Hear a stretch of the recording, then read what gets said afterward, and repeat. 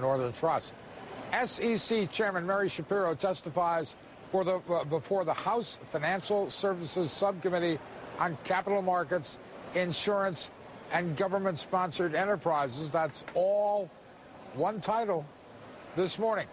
Representative Paul Kanjorski chairs the subcommittee, with us live from Capitol Hill. Good morning, sir. Thanks very much for being with us. Good morning, Mark. Pleasure. Should American investors be confident that the SEC can protect them? Oh, I think with the new regulatory reform bill that the president will be signing into law tomorrow, we are now setting the base platform to reestablish confidence and trust in the market.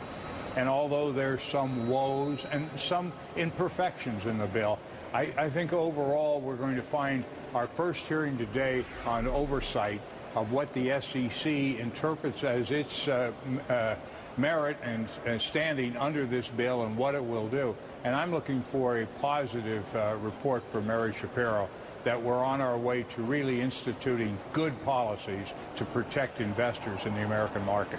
One of the complaints I have heard for more than 20 years is the SEC is literally outgunned.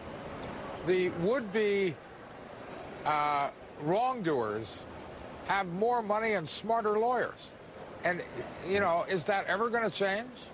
Well, it's very difficult. It's very funny you mentioned that, because Mary and I had a nice conference yesterday for about an hour going over partially that if we're going to meet these tremendous institutions with the best talents in the world, we have to find a way to make sure it's an even playing field, and the playing field isn't prejudice against the government.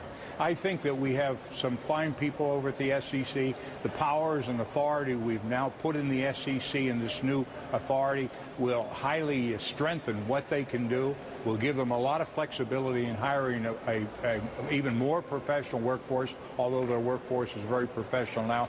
And I think we're going to be surprised at their major accomplishments as a result of this legislation and the new spirit that Mary's injected into the SEC. What about, sir, the money angle of this?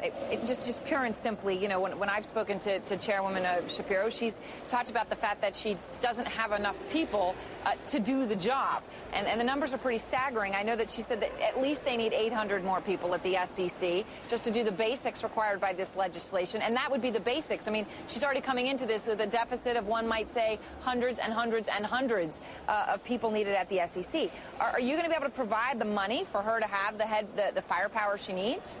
In the new bill, we've increased it to 2.5 times what it presently is over 5 years. And in talking with Mary, that's about the most they'll be able to gear up over that period of time. Unfortunately, we didn't get the amendment that one of the senators offered that would have allowed the SEC to go off appropriations and raise its own funds and be given much more flexibility and establish its budget.